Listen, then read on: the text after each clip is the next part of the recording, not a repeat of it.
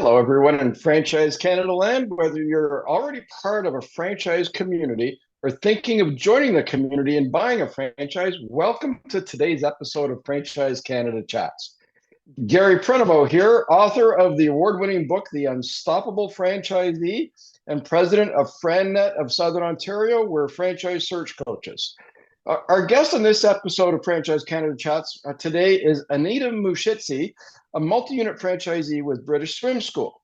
Anita got involved in the aquatics industry following a near-drowning event in her family, and she began to take pool safety a lot more seriously, so seriously, in fact, that she left her job with the government, a secure job, and started bought a franchise and started with British Swim School. So on today's episode, we're going to take a deep dive into the aquatics franchising industry.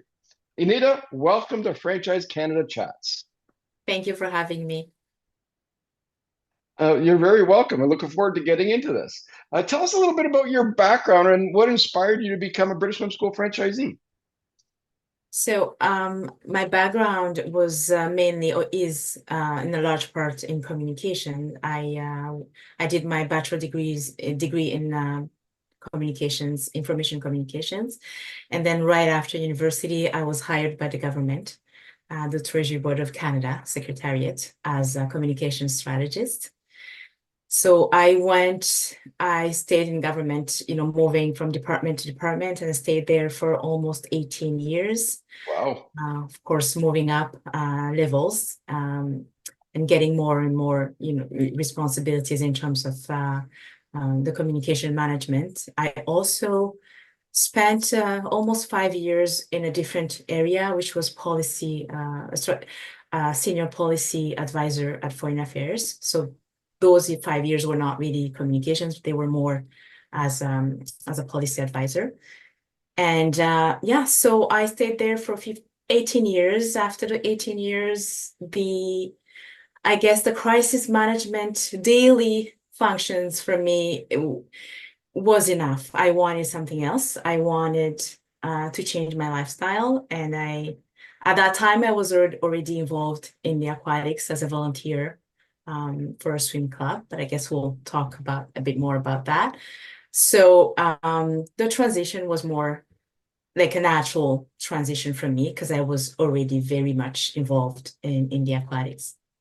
As I hear 18 years with the government, raising in seniority, probably a great long-term wealth creation strategy, pension and everything, most people would say, oh my gosh, why would you give that up? And I think what I heard you just say, you went through a growth catalyst where the pain of staying and just keeping on doing what you're doing, you outgrew it by the sounds of things, or there was dissatisfaction. I said, I want something different. Is that what we're hearing?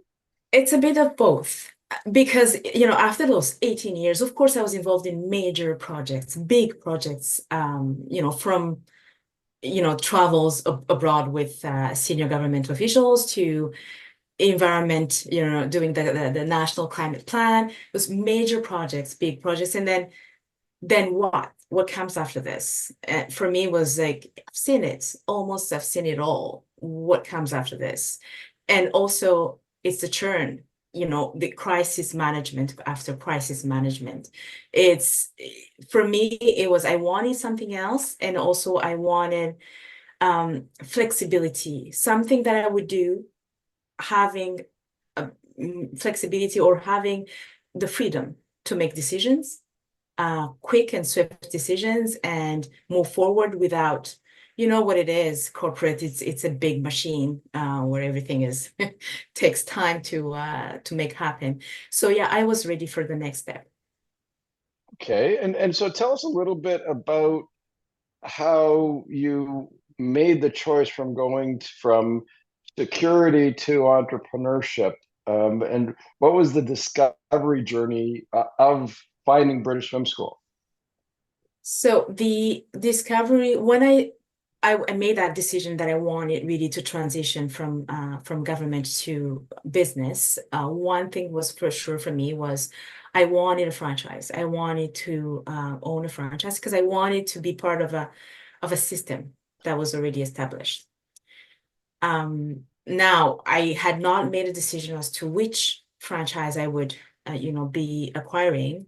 So I had a franchise broker who helped me out. He came up with some proposals.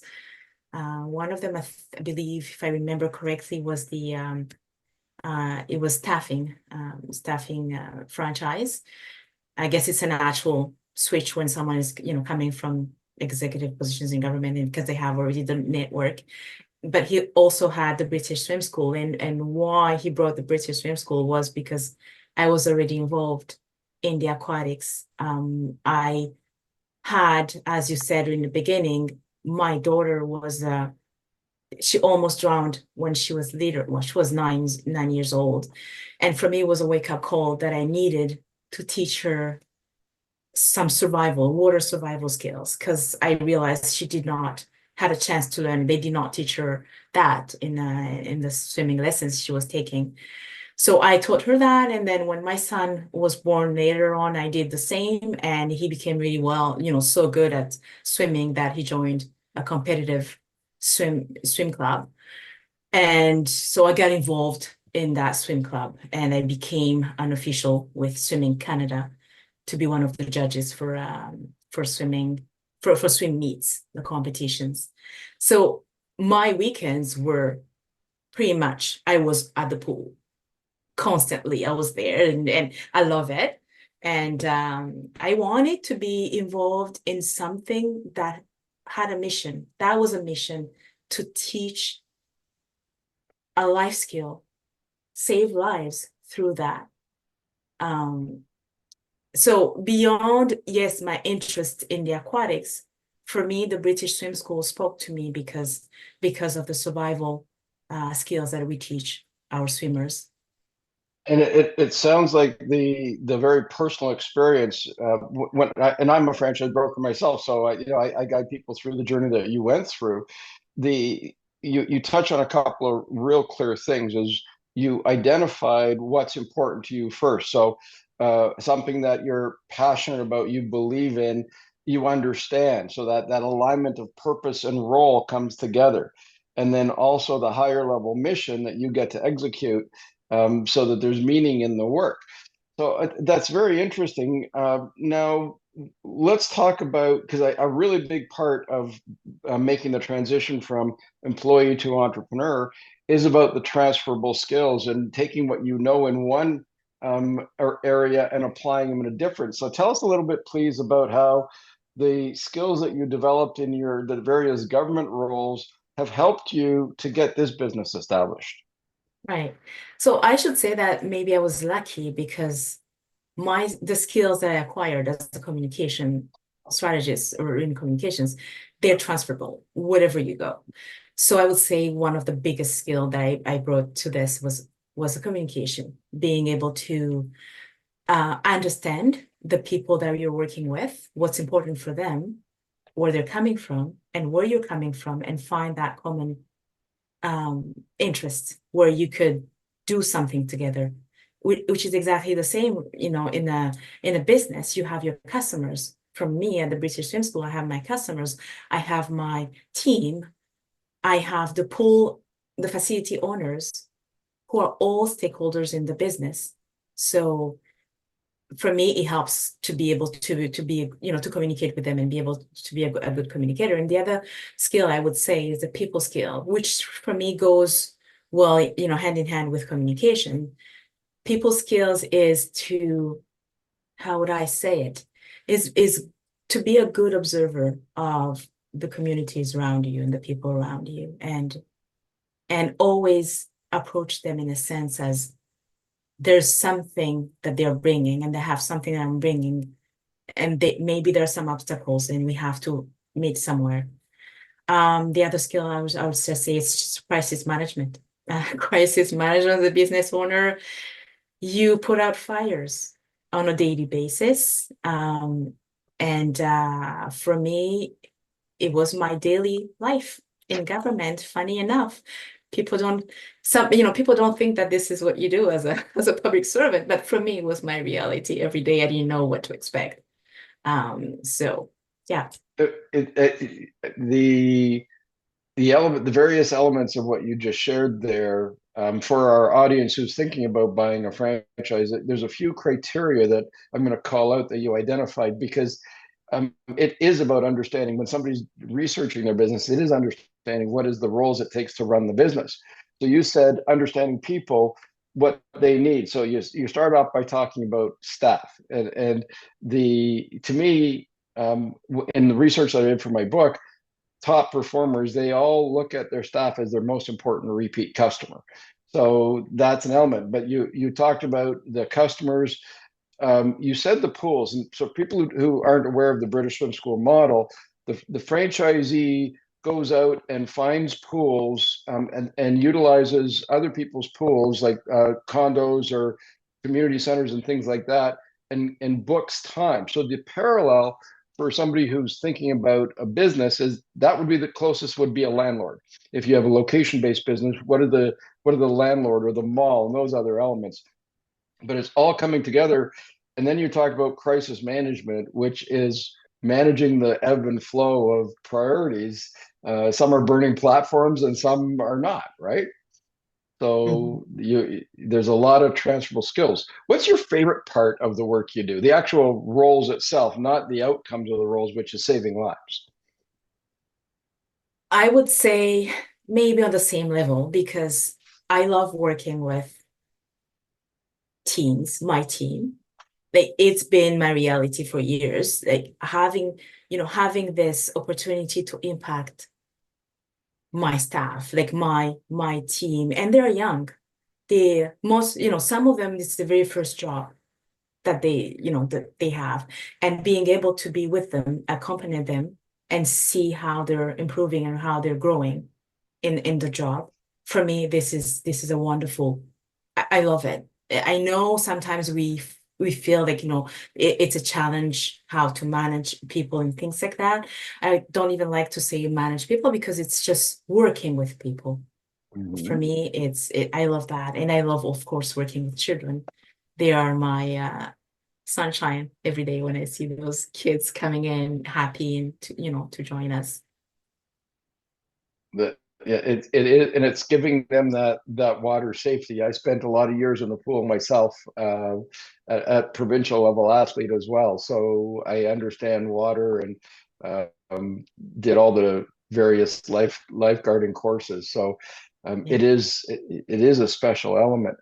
The Let's talk a little bit about the actual role of getting pools. And this ties into the support of the franchisor and the blending of what the franchisor helps you with and what you have to do yourself. Right. So I would say we have the support from the corporate, especially when you open up. For me, I did not. Usually we have like a contract where we work with LA Fitness. So whenever there's a LA Fitness, it's a given that you would have access to that pool and you would use it for your lessons. But for me in Ottawa, I did not have LA Fitness. So corporate sends there's a coach, person who comes with us, and then we do some pool scouting in search of potential partnership. So we did that. And we visited hotels and gyms and things like that. My very first pool was from a hotel, and it was a result of the visits I did with the franchisor. Okay. And how long have you been a franchisee now? Um, 5 years now. I opened in 2019. Okay. And just before COVID. That's right before COVID. COVID hit 6 months after I opened school. And talk about the crisis management. Like those skills kicked in. Like I could not even, I was not expecting that I had that in me. The way I reacted, I remember I made a decision I'm going to shut down and communicate with parents, communicate with the staff and everybody. But it was like everything I had learned throughout my career was meant for a moment like that. And Isn't that interesting? it's very interesting, very interesting, very quick decision, very, turn around, and it went well. I mean, it was a difficult moment for us, especially for me as a new business owner. You know, we had opened the business, but the way it was managed and the way we turned everything around, and we were able to keep customers and use that time to even go visit and have more pools. When we reopened, we had 3 pools. So yeah, so I could just say, in talking about the transferable skills, I think that they really served me during a time like that. Thank you for sharing that. We talked about crisis management, and when we think about COVID, I want people to think about COVID like any other disruption. There's been technology disruptions throughout the history of franchising and history of business, and we adapt and work around them. Right now, AI is going to be changing things, and we'll come back to that maybe when we're talking about social media and other technology. But crisis management is really managing around disruption, isn't it? Or opportunity. You have a really big opportunity. How do you turn it and capitalize on it? So for our audience, when you're thinking about managing the fear of going into business, and yes, there's going to be disruption, there's going to be change. Think of it as the resources that you have as a part of being a franchise. You heard Anita say why she wanted proven systems and processes. You're not doing it by yourself. You've got a team of people. You're the franchisor and all of the franchisees that are running parallel to help you manage through the disruption or capitalize on the opportunity. Exactly. Yes. So I think it was a major help for me, or a big component to it was having colleagues, franchisees to call. We had multiple calls. We had corporate help us throughout that. So we are not alone. Like, we were not alone in this whole process, and that helped a lot. And now we're with hopefully permanently COVID's in the rear view mirror. As you look at social media and other technology, please share with our audience some of the things that you're doing to make your business stand out in your community, Anita. Hmm. So of course, we are using the mainstream, or the regular social media, like Instagram, Facebook, and Google Ads. We use that as well. I recently also added an AI component to it, which is like a chat bot that when people go, for example, on a social media on my business, they click on that, then the bot will kick in and will ask if they have any questions, and it would answer all questions based on the information we provided in the database. I find it's part of this is a reality we're living right now, and I don't think that there's a way around it. We have to take advantage of it. Yes, there are probably some risks, associated with AI, but it's also an opportunity as a business owner to use those tools. Okay, and they're always adapting, aren't they? Absolutely. Yes. And the way I see it is that I am not an expert in that. And I don't feel like I need to be an expert in that, but it's just to call upon people who know about those tools, and take advantage of it. Sometimes we are stuck in making a decision because maybe we don't understand 100%, or we don't feel like we are experts in a certain area. But as a business owner, I don't think that I'm supposed to be an expert in every area of my business, right? Mm-hmm. So you just cool, you have a good team around you, and they make it happen. It sounds like the philosophy: hire people who are smarter than you in the areas that the business needs done. So you stick to your core strengths and hire people for their strengths. Absolutely. Yes. And you go very far with that than wanting to do everything by yourself. And was that much of a challenge for you as you shifted from corporate to entrepreneur is letting go, doing more delegating, or was that, hey, they come with the territory? I was doing that all my career. That came with the territory throughout my Okay. career. Because Um, a lot of yes, people struggle with that. yes, and I can see that, but for me, it was very clear from the get-go. I remember even when I wrote my goals for the business, that was one of the key elements. That I will be calling upon experts in certain areas and work with them as a team rather than wanting to do it myself because I wanted to expand, I wanted to go far, and there was no way I was going to do it by myself, only by myself. So as you reflect on the 5 year journey to where you are now, what are your biggest ahas of things that you thought were it was going to be one way and it's different? And give our audience a positive and a negative big ahas, please. Um, that's that question is a bit for me. I've been thinking about that question. What was the aha moments for me? One, maybe I would say one of them was to understand that maybe things will not go as fast as you want them to be. Like when I started, Mm. I had, I had goals and they were so, well, people might say they were so ambitious and but for me, that's what I thought they would, I thought that I would go to at some point within a certain time frame.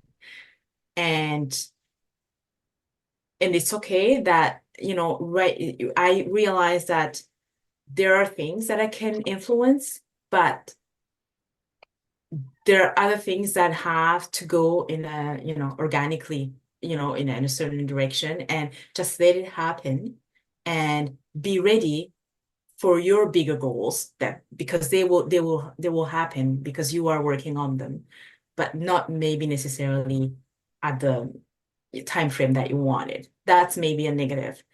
I would not even call it a negative. For me, it was just a learning curve. Um, well, the good thing was how how would I say it? Coming from corporate to see how amazing or how easy it is to move as a business owner rather than as being part of a bigger organization, making decision, moving, switching, and getting rid of things that maybe are not working, trying things. I love that. Trying things not it sometimes you're not sure if that they're going to work, but you will try them because you know you can get rid of them if they're not working, right? Hmm. So for me, that I don't know how to say it, but it was a big surprise because I was not maybe used to trying things and giving myself the freedom to try them. The There's a couple of things that come to mind as I process how you've shared both those experiences. The When I think about franchisees who are new to the business, and it's very common to have very ambitious, very aggressive goals, especially if somebody's been a high achiever in their corporate career. Everybody goes through a learning journey, and when you're becoming a franchisee, the learning journey, you have to get to competency first, and that usually takes 6 to 9 months of working through the business before you're even just okay at doing the core things. And that people aren't prepared for that sacrifice of time and learning because they want to go faster. It's kind of what you just experienced. And then from going from competency to proficiency, now you're going from getting I understand the business to I'm running it well. And then through that journey, and then so that's where, if you're thinking about going through buying a franchise, you really want to understand, as part of your research, folks, what is that journey for the brand that you're considering. Ask the existing franchisees what they should be, their experience of the time frame was, so you have realistic expectations. The other part, though, is the experimenting, trying new things. I tell my clients when they're starting a business, put their creativity on the shelf for the first 2 years, so that they can internalize the core processes. Once, so that's that going to competency and competency to proficiency. Then you've mastered the core elements. You're good at the core elements. Now you can experiment around the edges, and that's where I'm anticipating that you were doing a lot of the core elements and just doing some experimentation while driving the things you knew worked. Is that reasonable to Exactly. expect? Yes. Okay. Yes, absolutely. Absolutely. And I had to put some breaks for me to understand the whole system, how it works, and how to move the team or the business, fully integrated into the system. And it takes sometimes, of course, it takes some time to understand all that.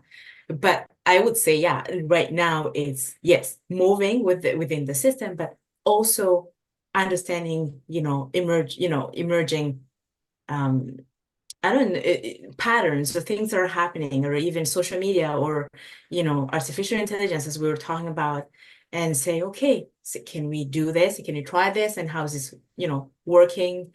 And that's for me is I love that element as well. Just to try and not be afraid. Um, Understanding that yes, you have the core elements that we need to work within that, but also try see what what is feasible and what's not. And are the things that you tried, is it mostly self-identified, or is it from what other franchisees and other markets are doing? Hey, this is a good idea. Try this, or you should like, or is it a bit of both? It's a combination of both. We have a really good, relationship with other franchisees. So we talk among ourselves, what's going on, what are you doing, what's working and what's not working.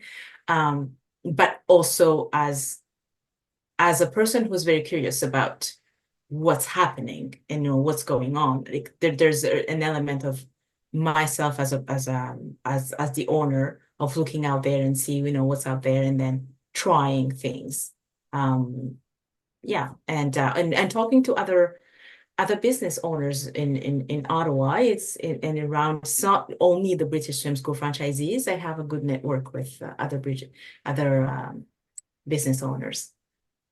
That touches on a whole different subject about engaging the community and becoming part of the community. And it sounds Right. like, but even when you were talking about the pool and how much you were involved in the aquatics before you started your business, that you continued that, but then you became part of the business community and networking there. What advice, Anita, would you give to prospective franchisees who are thinking about going into business right now? What advice would you give them around things to consider for their search?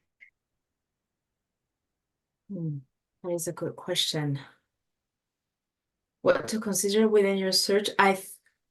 First of all, I would say to get rid of, well, not get rid of, but to put into perspective that fear. For me, there's a fear that sometimes is way overrated. That, you cannot, this is a secure job, you can do something else. You can do something else. You have it in you, and I think the skills that they've acquired allow them to do something else.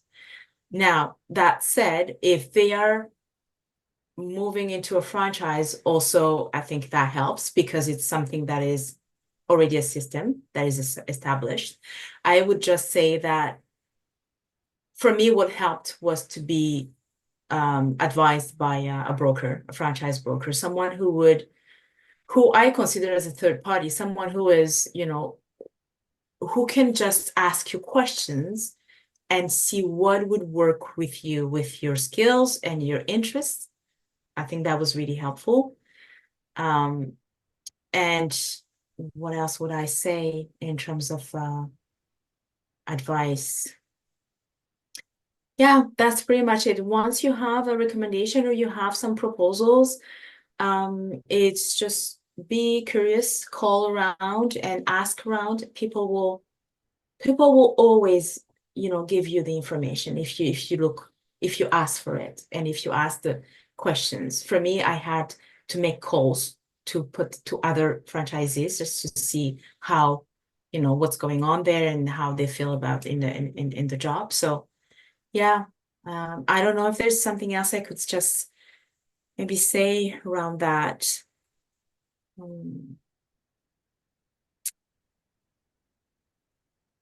And maybe it's good to speak, it's very important to speak to the family and family members, just to make sure that they are on board with you. But at the same time, as the franchise, like the person who's considering switching into business, understand that they will have their own fears and be ready to discuss with them and being able to present your position. Because sometimes you're not prepared at all. You think that they will jump into the idea with you right away, but that's not the case. And it's just be ready to discuss it with them. We go farther. We say involve them from the beginning in the research, because we've had clients who have gone all the way through the research, spent money on plane tickets and lawyers and $5,000-7,000 and say, okay, this is the one I'm going to buy, and then they go to the spouse and the spouse says, not with our retirement money or not, and that puts a lot of pressure on the relationship. So I've always said there's 3 sales that have to be made. First, you got to sell yourself that it's the right business. And that's where all the research that you're talking about, goals, criteria, alignment, and that's one of the key roles of a franchise broker, is helping people to identify that in depth, because most people have never gone through this journey before. It's like if you wouldn't buy a house first time without a real estate agent who specializes in first time home buyers. So same thing with buying a franchise.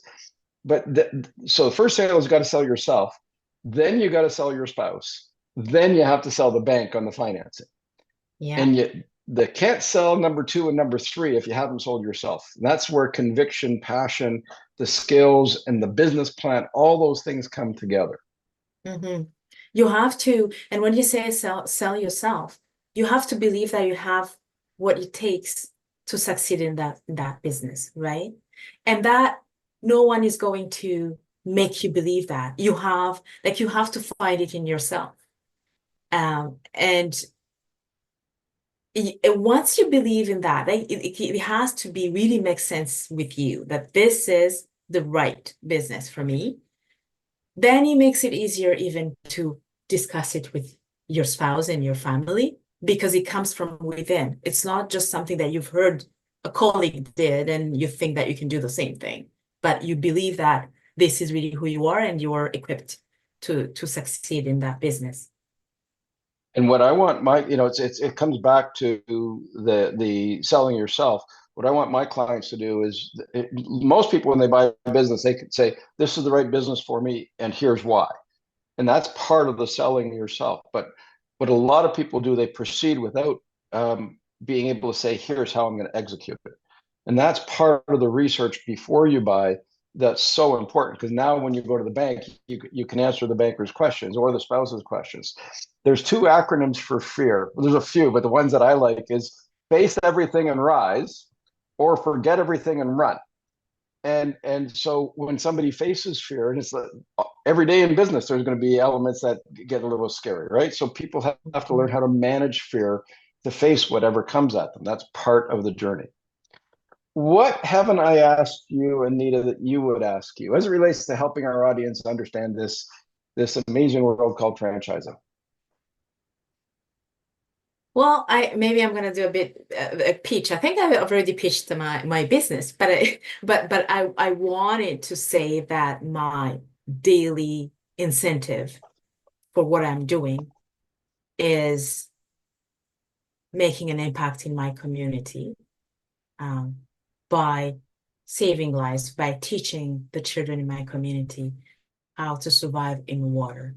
And I would even go beyond that. For me, there's an incentive of, bringing even people from my community, from different communities that come to Canada that have no idea how to swim, and they're not even interested in going to water or into pools. It's encouraging them and seeing them coming to my pools and teaching their children. So So I would say this is a big picture of what I'm doing on an everyday and impacting lives on an everyday life. And I am very happy. I am where I am right now. And It shows. thank you. Thank you. Yeah. People sometimes they have difficult understanding that, but yeah, that's the mission. That's the big picture, and that's what makes me tick, right? And where can people find you In if they want Ottawa, to know more? Okay. British Swim School of Ottawa. Okay, Or you can find British Swim School of Ottawa, or so you can go on to britishswimschool.ca or .com. .com, britishswimschool.com/Ottawa. Okay. And And then, and yes, go ahead. no, you go ahead. And then from there, you will see our different locations. Right now, we are operating out of 3 locations, and they can choose a location that is closest to their home. And British Swim School is well established across Canada as well. And one of the support coaches is Canadian, so they understand the Canadian market very well. Absolutely. The Any final thoughts or final things you'd like to share with our audience? What would I say? I think I've said it all. I want to thank you for the opportunity, for bringing this idea or sharing my life, actually. I think today I shared a portion of my life. Thank you for listening and for giving me the opportunity. You're very welcome, and thank you for participating and for sharing. There's a lot of things that you've said today that people can relate to, and they really need to understand if they're at that stage of which is the right business for me. Mhm. Well, thank you very much, Anita. That's a wrap for today's episode of Franchise Canada Chats. Thanks for joining us, and we look forward to having you join us for future episodes. Have an awesome day. Thank you.